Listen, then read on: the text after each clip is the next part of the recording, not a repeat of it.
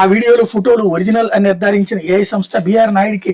వావి వరుసలు లేవు, మహిళలు చిన్న పని కోసం వచ్చిన ఇబ్బంది పెడతారు, తాను టీడీపీ అభిమానికి అవడంతో ఫిర్యాదు చేయలేదన్న బాధితురాలు అన్నటువంటి వార్తని హైలైట్ చేశారు. ఏవైతే భారత్ కి $2.6 బిలియన్ యురేనియం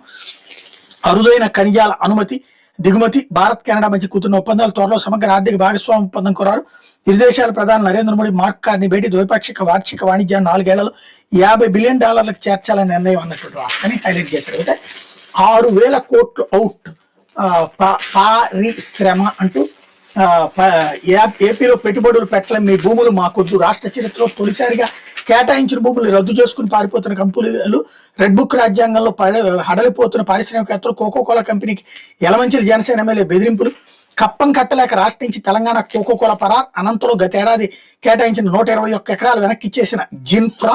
శ్రీ సత్యసాయి జిల్లా నుంచి అజాద్ మొబిలిటీ పరుగు అనకాపల్లిలో కేటాయించిన 142 ఎకరాల భూమిని తీసుకొని జూపిటర్ రెన్యూవల్ ఎనర్జీ, నెల్లూరులో పెట్టుబడుల ప్రతిపాదన ఉపసంహరించుకున్న నాల్కో, మిదాని,